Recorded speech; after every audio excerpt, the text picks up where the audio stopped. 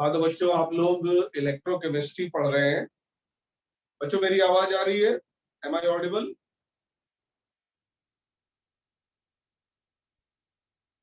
और picture clear आ रही है?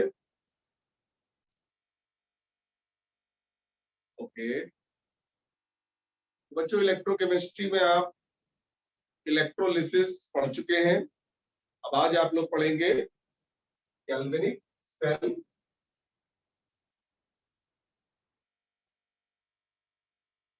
जिसे हम इलेक्ट्रोकेमिकल सेल भी कहते हैं।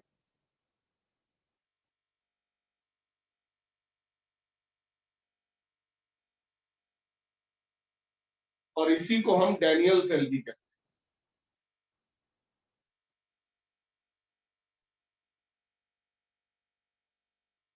और ये बच्चों एक डिवाइस होती है, एक ऐसी डिवाइस जो केमिकल एनर्जी को इलेक्ट्रिकल एनर्जी में कन्वर्ट करती है। यानी ये बेसिकली एनर्जी कन्वर्जिंग डिवाइस है। इसका काम है केमिकल एनर्जी को इलेक्ट्रिकल एनर्जी में कन्वर्ट करना। मतलब इस सेल में कुछ ऐसे इलेक्ट्रोलाइट भरे जाते हैं जो स्पॉन्टेनियस रेडॉक्स रिएक्शन करते हैं, और उसी रेडॉक्स रिएक्शन की वजह से जो केमिकल एनर्जी है, जिसे हम फ्री एनर्जी कहते हैं, ये उसको वर्क में कन्वर्ट कर देती है। तो आप इसकी डेफिनेशन लिख लीजिए गैल्वेनिक सेल की।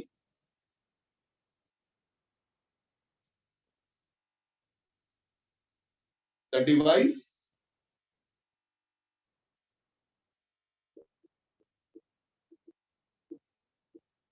in which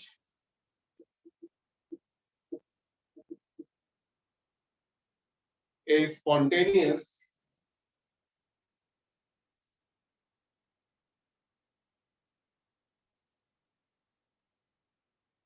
redox reaction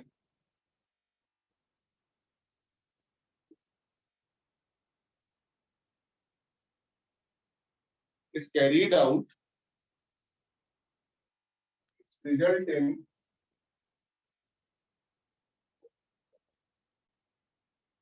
decrease in free energy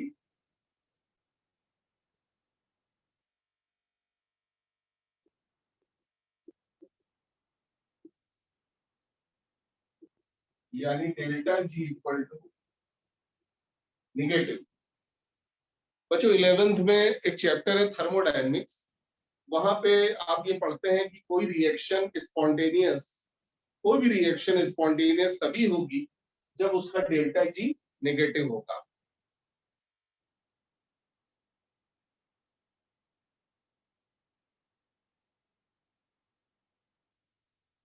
delta G negative होने का मतलब है फ्री एनर्जी डिक्रीज होनी चाहिए। ठीक है। तो जैसा कि मैंने अभी बताया था कि ये वो डिवाइस है जिसमें स्पॉन्टेनियस रेडॉक्स रिएक्शन होगी और उससे एनर्जी डिक्रीज होगी। यही जो एनर्जी डिक्रीज हो रही है, ये कन्वर्ट हो जाती है इलेक्ट्रिकल वर्क में। दिस डिक्रीज इन एनर्जी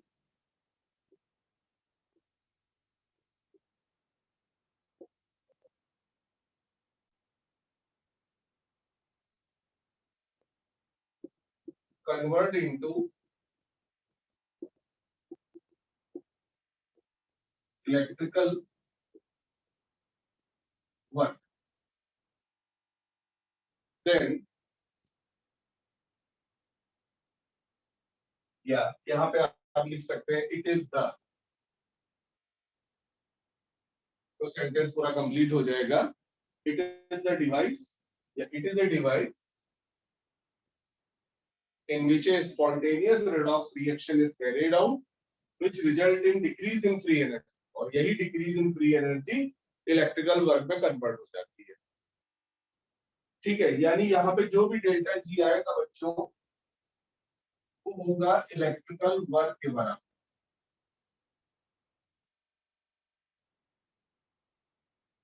जैसे मान लो यहाँ पे रेडॉक्स रिएक्शन हुई और जो फ्री एनर्जी में डिक्रीमेंट आया वो सपोज 50 जूल का आया, तो फिर जो मैक्सिमम वर्क हो सकता है वो 50 जूल का हो सकता है। क्योंकि सेकेंड लॉ ऑफ थर्मोडायनेमिक्स ये कहता है कि सारी एनर्जी वर्क में कन्वर्ट नहीं हो सकती, थोड़ा बहुत एनर्जी वेस्ट जरूर जाती है। तो इसी वजह से यहाँ पे जो डेल्टा जी है उसे हम बोलते हैं मैक्सिमम इलेक्ट्रिकल वर्क, कि अगर 50 जूल का फ्री एनर्जी डिक्रीमेंट हुआ है तो मैक्सिमम जो वर्क हो सकता है वो 50 जूल का हो सकता है। बोलो बच्चों, ये बात समझ में आई कि delta G equal to maximum electrical work. और बच्चों गैल्वेनिक सेल से हम जो वर्क ले सकते हैं वो क्या ले सकते हैं भाई, करंट पास होगी तो उससे हम फैन चला सकते हैं, उससे हम बल्ब जला सकते हैं, जो तमाम तरह के इलेक्ट्रिसिटी की एप्लीकेशन है वो हम कर सकते हैं। और ये तो खैर लेबोरेटरी के लिए सेल बनाया गया था, बाद में ही इसका कमर्शियल फॉर्म आया जिसे हम बैटरी कहते हैं। यानी जो आज की डेट पे हम बैटरीज यूज करते हैं वो बेसिकली ये जो गैल्वेनिक सेल्स हैं उन्हीं का मॉडिफाइड वर्जन है, गैल्वेनिक सेल का मॉडिफिकेशन। क्योंकि गैल्वेनिक सेल से जो हमको वोल्टेज मिलता है वो बहुत कम मिलता है, तो कई सारे गैल्वेनिक सेल्स को हम सीरीज में कनेक्ट कर देते हैं तो वोल्टेज आउटपुट बढ़ जाता है, उसी चीज को हम बैटरी कह देते हैं। मैं यहाँ पे लिख देता हूँ battery. What is battery? Battery is a combination of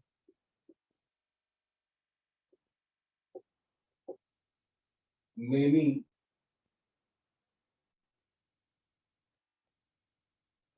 galvanic cells connected in series. जैसे कार या मोटरसाइकिल में जो 12 वोल्ट की बैटरी होती है, for example 12 volt automobile battery consist of 6 galvanic cells in series.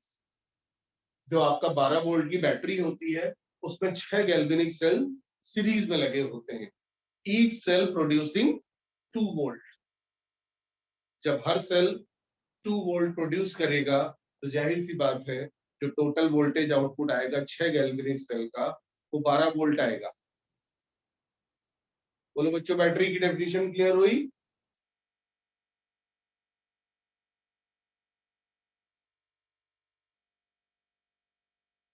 Note कर लीजिए इसको।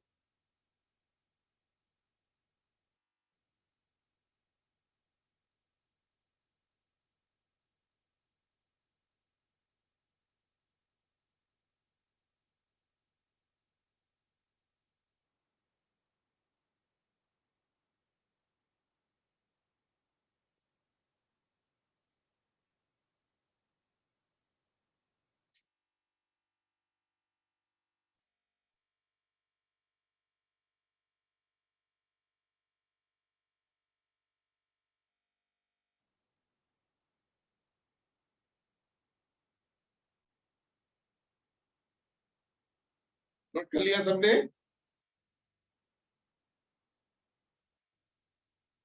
जल्दी बताएं। ओके, तो हम लोग चलो यहाँ पे वापस आते हैं कि गैल्वेनिक सेल में जो रेडॉक्स रिएक्शन हो रही है उसका डेल्टा जी इलेक्ट्रिकल वर्क के बराबर होगा। बच्चों इलेक्ट्रिकल वर्क का फॉर्मूला आप सब लोग पढ़ते हैं, चार्ज इनटू वोल्टेज। जो इलेक्ट्रिकल वर्क होता है उसका फॉर्मूला होता है चार्ज इनटू वोल्टेज। और अगर n mole of electrons are transferred in, तो बताइए बच्चों चार्ज की क्या वैल्यू लिख सकते हैं? अगर रेडॉक्स रिएक्शन में n मोल इलेक्ट्रॉन ट्रांसफर कर रहे हैं तो चार्ज की वैल्यू हम क्या ले सकते हैं?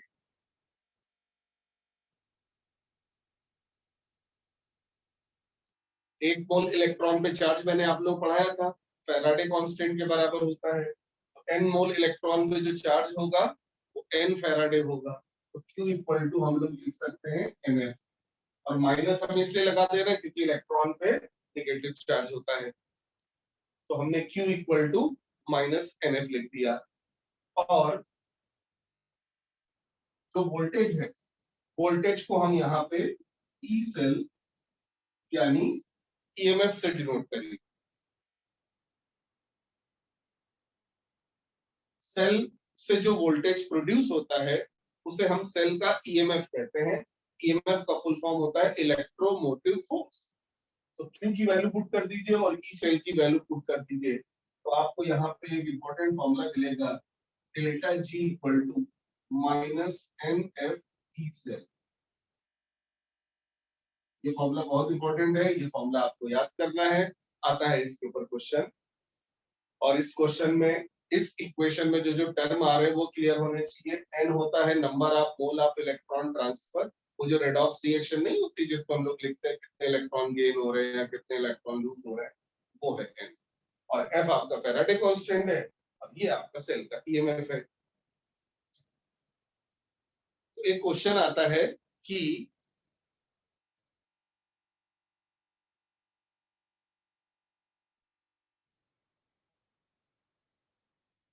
सब लोग लिखिए question, for a feasible galvanic cell और a feasible galvanic cell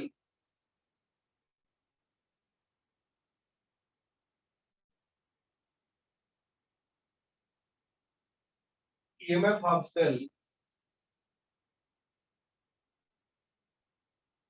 must be A option positive, negative,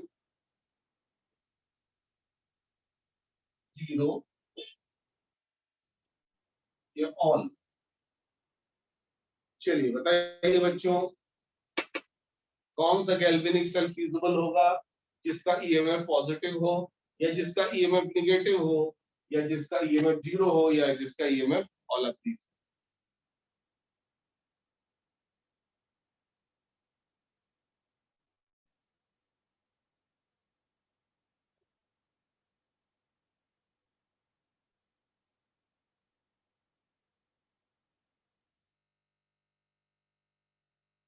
चलिए बताइए। अच्छा, एक का आंसर आ रहा है नेगेटिव, ठीक है, बाकी लोग बताएं।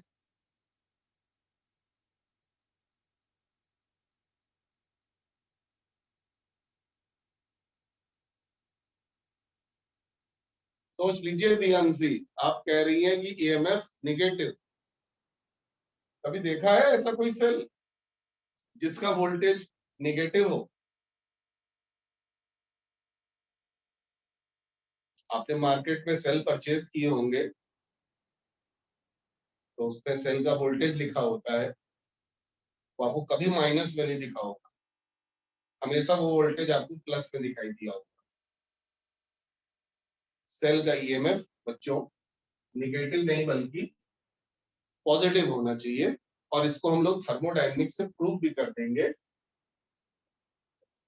सिंपल सा कॉन्सेप्ट है, और एक फीजिबल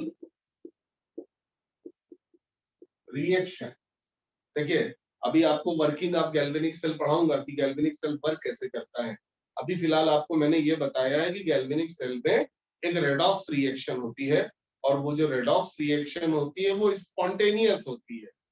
फीजिबल का मतलब होता है स्पॉन्टेनियस, नेचुरल।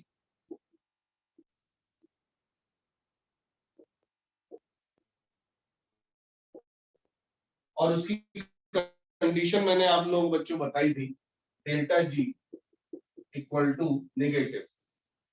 अब बताइए बच्चों, डेल्टा जी कब नेगेटिव आएगा? डेल्टा जी का ये फॉर्मूला है, माइनस NF ई सेल। बताओ बच्चों, ये दोनों साइड कब मीट आउट होंगी? लेफ्ट हैंड साइड नेगेटिव आनी चाहिए, तभी तो वो राइट हैंड साइड के बराबर होगी। अब लेफ्ट हैंड साइड कब नेगेटिव आएगा? माइनस तो इसमें पहले से लगा है, इसका मतलब जो ईएमएफ होना चाहिए वो पॉजिटिव होना चाहिए, क्योंकि अगर ईएमएफ नेगेटिव हो गया तो नेगेटिव इंटू नेगेटिव पॉजिटिव बन जाएगा, तो लेफ्ट हैंड साइड और राइट हैंड साइड कभी बराबर ही नहीं होंगी। तो इससे ये प्रूव हो रहा है कि जो ईएमएफ ऑफ सेल होना चाहिए दैट मस्ट बी पॉजिटिव। तो ये सिंपल सा क्वेश्चन था। इस इक्वेशन के ऊपर ध्यान रखिएगा, सेल का ईएमएफ नेगेटिव क्वांटिटी नहीं होता, ये एक पॉजिटिव क्वांटिटी होती है।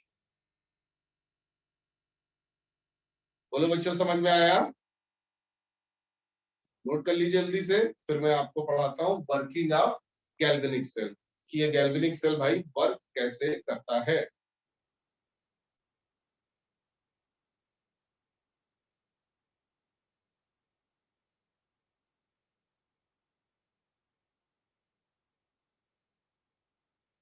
हेडिंग डाल लीजिए सब लोग,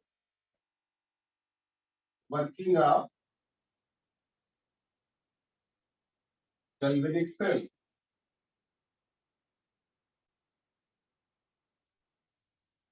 तो सबसे पहले मैं आपको गैल्वेनिक सेल बनाना सिखाऊंगा। गैल्वेनिक सेल बनाने के लिए हम लोग दो कंटेनर लेंगे।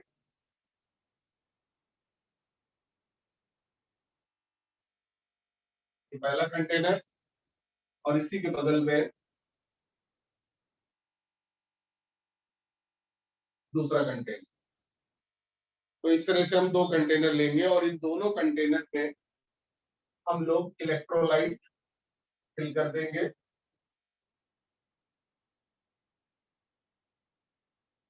लेफ्ट वाले कंटेनर में हम लोग जिंक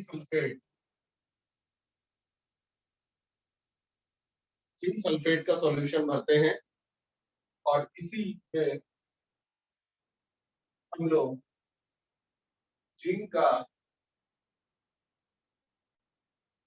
इलेक्ट्रोड डिप कर देते हैं।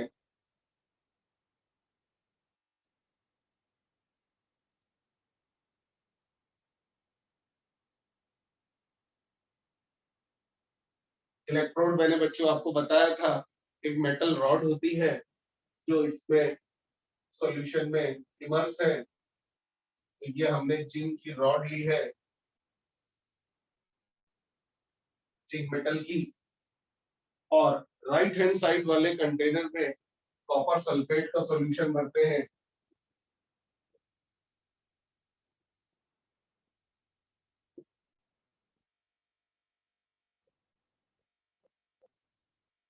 और इसी सॉल्यूशन में हम कॉपर की एक रॉड इमर्स कर देते हैं, यानी कॉपर का इलेक्ट्रोड।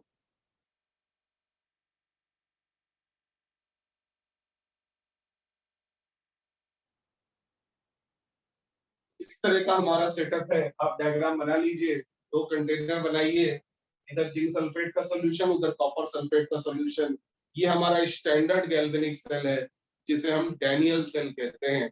हालांकि हम इलेक्ट्रोलाइट कोई भी ले सकते हैं, लेकिन जो स्टैंडर्ड गैल्वेनिक सेल है यानी डैनियल सेल, उस पे हम लोग जिंक सल्फेट और कॉपर सल्फेट का सॉल्यूशन ही भरते हैं। अब इसके बाद अगर ये गैल्वेनिक सेल वर्क करेगा तो इससे करंट मिलेगी, करंट मिलेगी तो बल्ब जलना चाहिए। और बल्ब को कितना वोल्टेज मिल रहा है ये पता करने के लिए हम इन दोनों इलेक्ट्रोड्स को एक वोल्ट मीटर से कनेक्ट कर देते हैं। ये वोल्ट मीटर हमको बताएगा कि इसके अक्रॉस कितना वोल्टेज डेवलप हुआ है। और यहाँ पे हम लोग एक ग्लास की ट्यूब उल्टी करके इन दोनों में इमर्स कर देते हैं ताकि सर्किट हमारा कंप्लीट हो जाए। क्योंकि बच्चों, जिस करंट तभी फ्लो करती है जब सर्किट कंप्लीट होता है। तो सर्किट कंप्लीट करने के लिए एक ग्लास की ट्यूब यहाँ पे हम डाल देते हैं, जिसे हम सॉल्ट ब्रिज बोलते हैं। क्योंकि ये जो ट्यूब है, ग्लास की ट्यूब होती है, ये एक तरह से ब्रिज का काम कर रही है, इन दोनों कंटेनर को जोड़ रही है, सर्किट को कंप्लीट कर रही है। तो बना लीजिए बच्चों, ये है पूरा सेटअप गैल्वेनिक सेल का। फिर मैं आपको बताऊंगा कि कैसे ये वर्क करता है, किस तरह से इसमें करंट फ्लो करती है, वोल्टेज डेवलप होता है। बनाइए सब लोग कॉपी पे डायग्राम।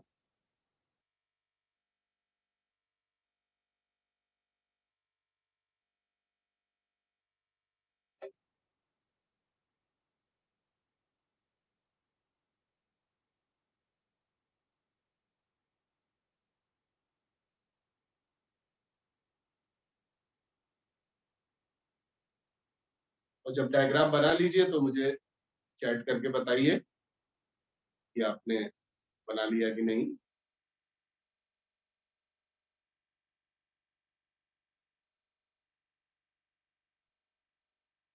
डन लिख दीजिएगा बनाने के बाद। अच्छा, यश का मैसेज आया है, done sir. Diyanshi done. Amit Aditi Upadhyay done. ठीक है, अब मैं आपको बताऊंगा कि किस तरह से यहाँ पे रिएक्शन प्रोसीड करेगी। अब आपको याद होगा मैंने इलेक्ट्रोलिसिस में जो वेरियस मेटल्स होती हैं या नॉन मेटल्स भी, उनके रिड्यूस होने की टेंडेंसी का ऑर्डर बनाया था। उसको याद रखने की ट्रिक भी बताई थी। लिख पा सर गा काना मग अलमंजन कर फेकड़ को निक्सन पीबी बकुहार पटाऊ। तो इस सीरीज में आपने देखा था जिंक पीछे था और कॉपर आगे था, यानी जिंक और कॉपर की तुलना की जाए तो कॉपर के अंदर रिड्यूस होने की टेंडेंसी जिंक के कंपैरिजन में ज्यादा होती है। मतलब यहाँ पे जो क्यूप्रिक आयन है सॉल्यूशन में, क्योंकि कॉपर सल्फेट का सॉल्यूशन है, तो बच्चों ये जो क्यूप्रिक आयन है इसके अंदर रिड्यूस होने की टेंडेंसी बहुत ज्यादा है।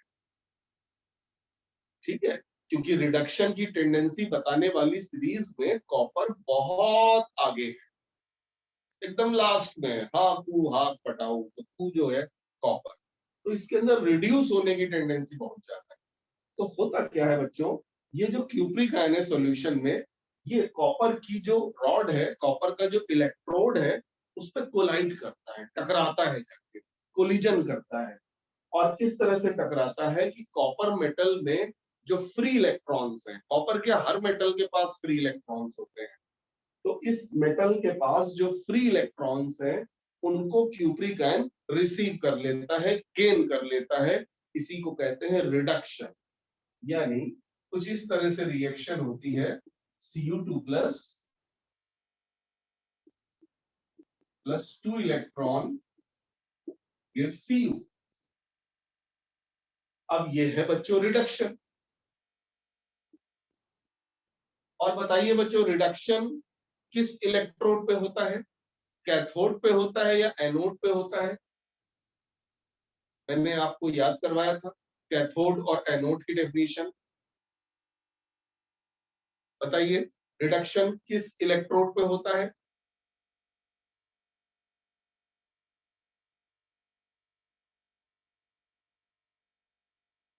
कैथोड या एनोड? जल्दी बताएं। Sir anode.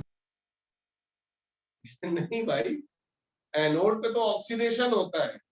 अदिति एकदम सही कैथोड। जवाब दिया। हाँ, एनोड पे तो ऑक्सीडेशन होता है, कैथोड पे रिडक्शन होता है। तो ये जो रिएक्शन लिखी है हमने, ये कैथोड कहलाएगी।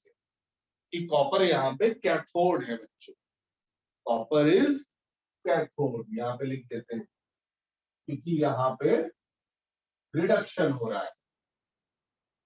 ठीक है, और बताइए यहाँ पे कैथोड के ऊपर कौन सा चार्ज डेवलप हो रहा होगा? जब Cu2 टकराएगा और कॉपर से फ्री इलेक्ट्रॉन छीन लेगा तो कॉपर के पास तो इलेक्ट्रॉन की कमी हो जाएगी, तो इस रॉड के ऊपर बच्चों प्लस चार्ज डेवलप हो जाएगा। और यही बच्चों एक बहुत बेहतरीन क्वेश्चन बनता है, पूछते हैं कि गैल्वेनिक सेल में कैथोड पे कौन सा चार्ज होता है, पॉजिटिव या निगेटिव? तो बच्चों इसका आंसर है पॉजिटिव। जबकि इलेक्ट्रोलिटिक सेल आपको पढ़ाया था, वहां देखिएगा इलेक्ट्रोलिटिक सेल में कैथोड पे निगेटिव चार्ज था। यानी इलेक्ट्रोलिटिक सेल का जो चार्ज है कैथोड और एनोड के ऊपर, वो गैल्वेनिक सेल के कैथोड और एनोड के चार्ज का अपोजिट होता है। तो इस बात को दिमाग में बैठाइए कि इलेक्ट्रोलिटिक सेल में कैथोड पे माइनस चार्ज था। क्यों माइनस चार्ज था? क्योंकि वही जो कैथोड था वो बैटरी के माइनस टर्मिनल से कनेक्टेड था।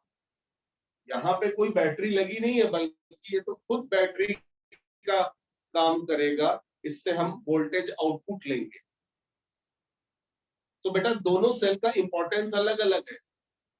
इलेक्ट्रोलिटिक सेल से हमने वोल्टेज या करंट नहीं ली थी, बल्कि हमने इलेक्ट्रोलिटिक सेल में बैटरी लगा के चार्ज सप्लाई किया था इलेक्ट्रोड्स पे, और उससे करंट फ्लो हुई थी, और उस वजह से इंपॉर्टेंट प्रोडक्ट्स बने थे। तो इलेक्ट्रोलिटिक सेल का काम होता है इंपॉर्टेंट प्रोडक्ट्स बनाना। जैसे मोल्टेन NaCl से सोडियम और क्लोरीन गैस प्रिपेयर हुआ था, एक्वस NaCl से हाइड्रोजन गैस और क्लोरीन गैस प्रिपेयर हुआ था, कॉपर सल्फेट की इलेक्ट्रोलिसिस से कॉपर मिला था और ऑक्सीजन गैस लिबरेट हुई थी, है ना। तो इलेक्ट्रोलिसिस करने का पर्पस होता है इंपॉर्टेंट प्रोडक्ट बनाना, और गैल्वेनिक सेल का पर्पस है वोल्टेज आउटपुट लेना, ताकि हम यहाँ पे बल्ब जला सके, पंखा चला सके। बोलो बच्चों, क्लियर हुआ कि गैल्वेनिक सेल का कैथोड पॉजिटिवली चार्ज होता है,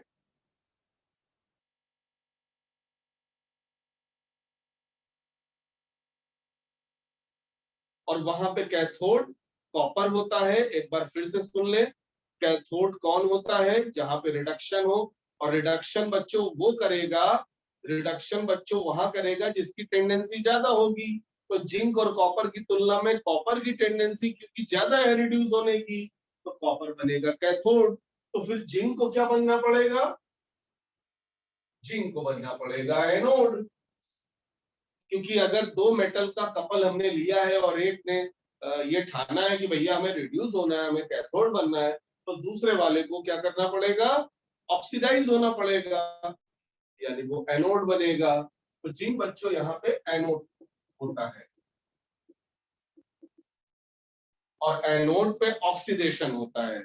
इसको आप ऐसे समझ सकते हैं, कॉपर के अंदर रिड्यूस होने की टेंडेंसी ज्यादा है, तो जिंक के अंदर ऑक्सीडाइज होने की टेंडेंसी ज्यादा है। तो यहाँ पे जो जिंक है वो Zn2+ में ऑक्सीडाइज होगा। ये देखिए, अब Zn जब Zn2+ में कन्वर्ट हो जाएगा, Zn जब Zn2+ में कन्वर्ट हो जाएगा, तो Zn2+ तो सॉल्यूशन में आ जाएगा। लेकिन जो इलेक्ट्रॉन रिलीज हो रहे हैं, वो इलेक्ट्रॉन जिंक मेटल के ऊपर इकट्ठा हो जाएंगे, यानी जिंक मेटल के पास इलेक्ट्रॉन की एक्सेस हो जाएगी। तो यहां देखिए बच्चों, एनोड पे नेगेटिव चार्ज होता है, इलेक्ट्रोलिटिक सेल का उल्टा। तो ये चार्ज बच्चों जरूर याद कर लीजिएगा कि गैल्वेनिक सेल का कैथोड पॉजिटिवली चार्ज होता है और एनोड नेगेटिवली चार्ज होता है, यानी इलेक्ट्रोलिटिक सेल का उल्टा। और यहीं से फिर हम लोग लेफ्ट वाले कंटेनर को एनोड हाफ सेल बोलने लगते हैं, और राइट साइड वाले कंटेनर को कैथोड हाफ सेल बोलने लगते हैं। हाफ सेल क्यों? क्योंकि ये पूरा सेटअप एक सेल है, कंप्लीट सेल। तो ये कंटेनर हाफ सेल और ये कंटेनर भी हाफ सेल, इन दोनों को मिला दिया तो full cell, full galvanic cell मिल जाएगा।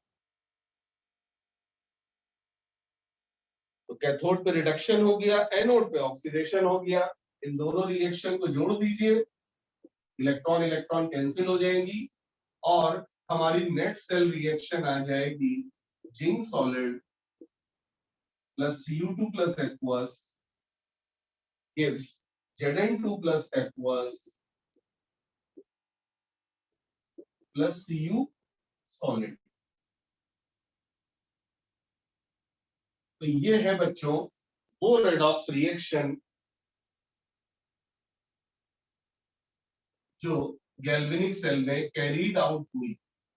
इस रिएक्शन को हम कहते हैं, आप लोग लिख लीजिए, above reaction is called as net cell reaction. और इन दोनों रिएक्शन को बच्चों कहते हैं हाफ सेल रिएक्शन।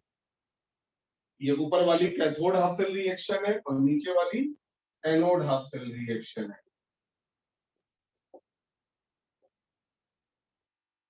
इन दोनों हाफ सेल रिएक्शन को ऐड कर देंगे तो नेट सेल रिएक्शन आ जाएगी।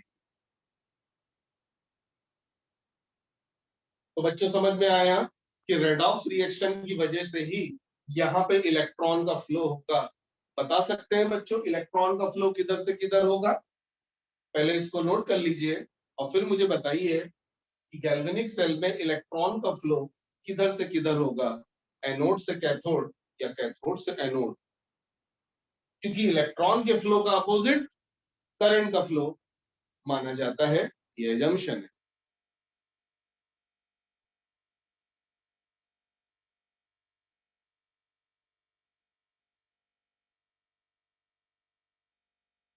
बहुत आसान है। इलेक्ट्रॉन हमेशा माइनस से प्लस की ओर मूव करता है, तो माइनस चार्ज किस पे है? एनोड पे। प्लस चार्ज किस पे है? कैथोड पे।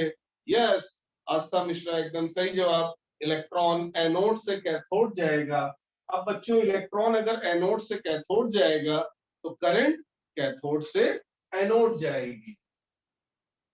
तो करंट की डायरेक्शन में बना रहा हूं, ये है आपकी करंट की direction from cathode to anode. और फिजिक्स में पढ़ा भी है करंट हमेशा प्लस से माइनस की ओर फ्लो करती है। तो क्लियर हो गया, कैथोड से एनोड। इसीलिए मैं कह रहा हूं चार्ज याद कर लीजिएगा तो गलत आंसर नहीं आएगा आपका।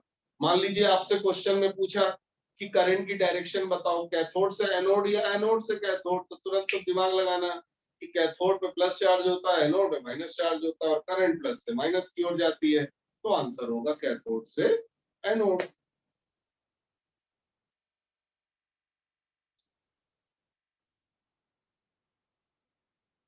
बोलो बच्चों समझ में आई working of galvanic cell?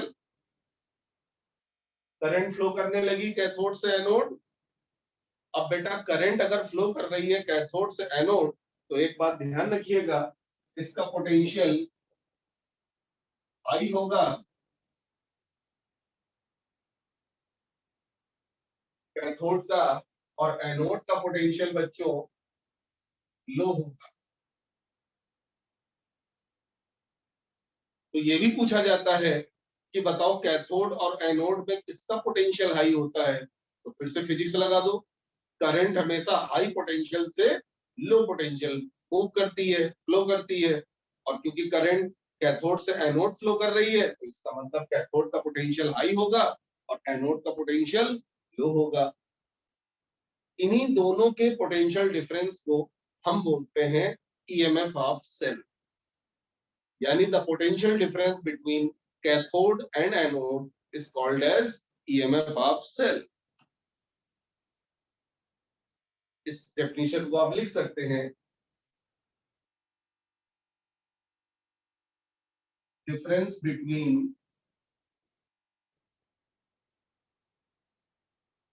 potential of cathode and anode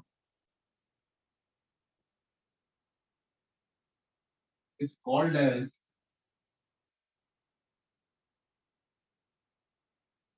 EMF of cell। तो मैंने EMF ऑफ सेल को भी डिफाइन कर दिया, कैथोड और एनोड का बीच का पोटेंशियल डिफरेंस, और ये हमेशा पॉजिटिव होगा क्योंकि भैया हाई में लो घटाओगे, हाई पोटेंशियल में लो पोटेंशियल घटाओगे तो पॉजिटिव वैल्यू आएगी, और ये मैं पहले ही प्रूव कर चुका हूँ किसी EMF of cell must be positive. Cell is equal to positive always for a feasible galvanic cell।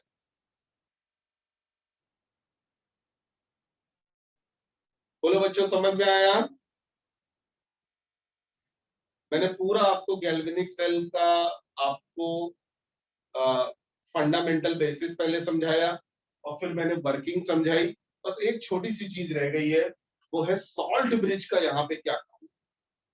What is the role of salt bridge in galvanic cell? तो इसको बच्चों नोट कर लीजिए, फिर हम 2 मिनट का ब्रेक लेंगे और उसके बाद बताएंगे सॉल्ट ब्रिज क्या होता है और उसका गैल्वेनिक सेल में रोल क्या है, इंपॉर्टेंस क्या है। और सीधे साधे सरल शब्दों में अगर हम बात करें तो बच्चों जैसे हमारी बॉडी में सबसे इंपॉर्टेंट ऑर्गन हमारी बैकबोन है, बैकबोन के बगैर हम कुछ काम नहीं कर सकते, खड़े नहीं रह सकते, पूरा शरीर बेकार हो जाता है। ऐसे ही सॉल्ट ब्रिज बेटा गैल्वेनिक सेल की बैकबोन है, इसका होना बहुत जरूरी है। बस 2 मिनट का ब्रेक लेंगे और बताएंगे कि सॉल्ट ब्रिज क्या होता है और इसकी क्या इंपॉर्टेंस है गैल्वेनिक सेल। ठीक है बच्चों, नोट कर लिया?